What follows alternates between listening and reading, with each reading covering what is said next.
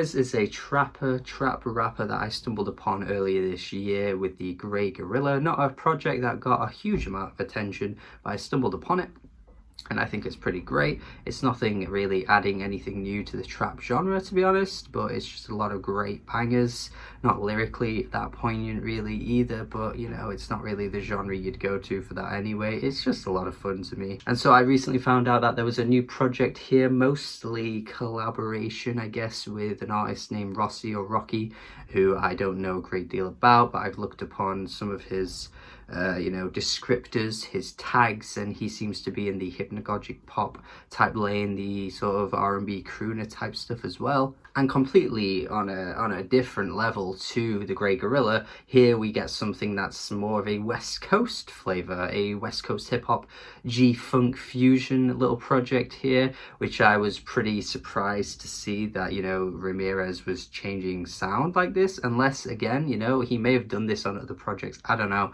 But to go from the Grey Gorilla, I think, to this is pretty admirable. I say admirable because it works really well. Like, this is a really nice fusion of the West Coast G-Funk sound compared to what he was doing on the Grey Gorilla. Like, he's pulled it off really well. His rapping throughout is very smooth.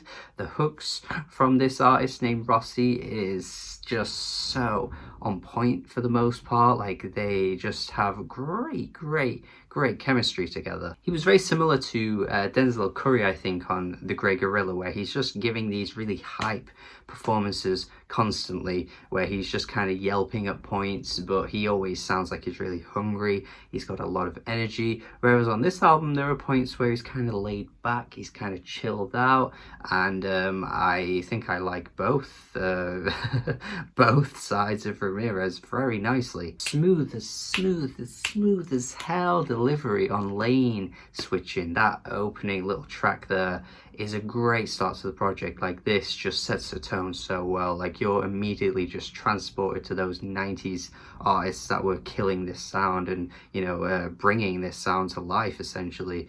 And it's just come at the perfect time of year as well. Like, it's starting to get really sunny. It's just such a breezy sounding project as well. These tracks here just are so like laid back and they just hit that spot, you know. In terms of rapping, I wouldn't say there's been that much of a development though. I mean, he's certainly not that great with lyrics. He has a few occasional good one-liners, but generally I wouldn't really say that's something you're going to be going to this album for, really. I mean, there's a couple of one-liners on this particular track, Lane Switching, where he mentions like dick sucking. It's a bit like unnecessary, but you know, I guess I take it over what Denzel was giving us on Unlocked, which was just a bunch of terrible one-liners constantly throughout the entire thing. At least Ramirez doesn't drop that low. The track Gold Thangs and Pinky Rangs is just pulling straight out of that G-Funk era. Like, some artists of today, like YG, who clearly pulls heavily from that on Still Crazy, you know, like, that's kind of what this is emulating, just that era, and it just hits it right on the head. The nail is just smashed, and it is just bang on. That nail comparison there was shit, but you get what I mean. This track is just so damn catchy as hell.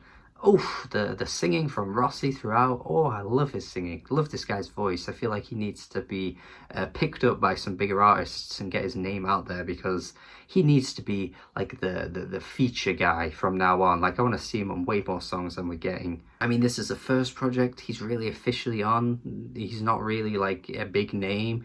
Man, he needs to be snapped up. Like, this guy can really sing well, just brings out some really catchy and soulful melodies with his singing too. Even though that's a great track and probably my favorite here, I think the best chorus, the best singing is on Out the Way. Like, ooh, that's smooth as hell singing on the chorus is so bloody good. Wouldn't want it any other way now. Seriously, so many good hooks on this thing. Like, if you're going to listen to this for anything, just put it on in the background and just vibe to these hooks. Even though vibing is a bit cringy, but you'll get what I mean. Glitter and Gold, incredibly reminiscent of those Dr. Dre days, which, you know, came in the late 90s, early 2000s. Just got that really standard G-Funk production, which works really well, to be fair, here.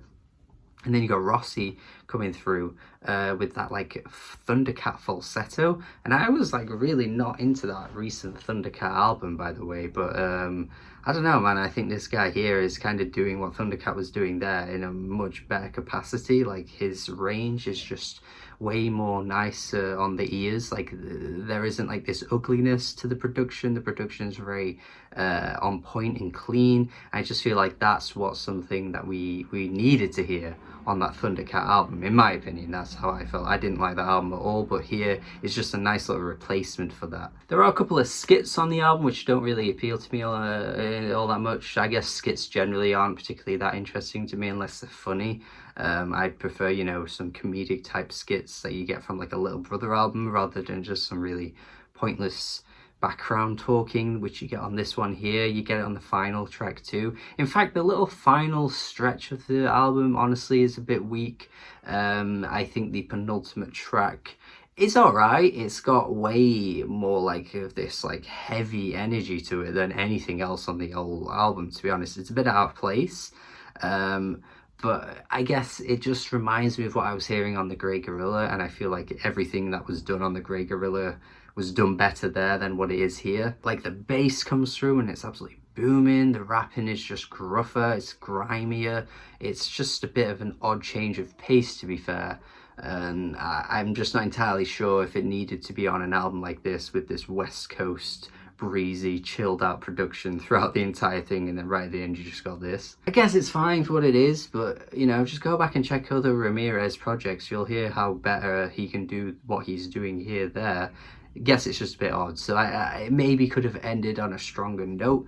And I suppose overall, it's not exactly adding a great deal to the G-Funk genre. You know, you've heard this before. You've maybe even heard it done better, but I actually think it works really well for what it's going for. And it's nice to hear as well, like a good demonstration of an artist who's not really getting that much of a shine right now, really showing that actually he's got a lot of versatility and bringing different ideas and different sounds to the table, which I think is pretty impressive, and overall it makes for a really strong listen. So yeah, 7 out of 10 from me. I like this a lot. I do think it is something that I think if you're just really, you know, in love with a particular sound of music, then you're gonna love this. But if you're not as interested in West Coast hip-hop, maybe you can give it a skip. But I think for hip-hop this year, this is actually one of the highlights for me so far. There's not been a great deal that I've loved, but I'm liking this, so yeah, it's good, it's good. Hopefully you check it out and enjoy it as much as I did. If you've already heard it, let me know your thoughts. Thank you for watching my review. Hopefully you dug what I had to say. Have a good day, subscribe, and goodbye.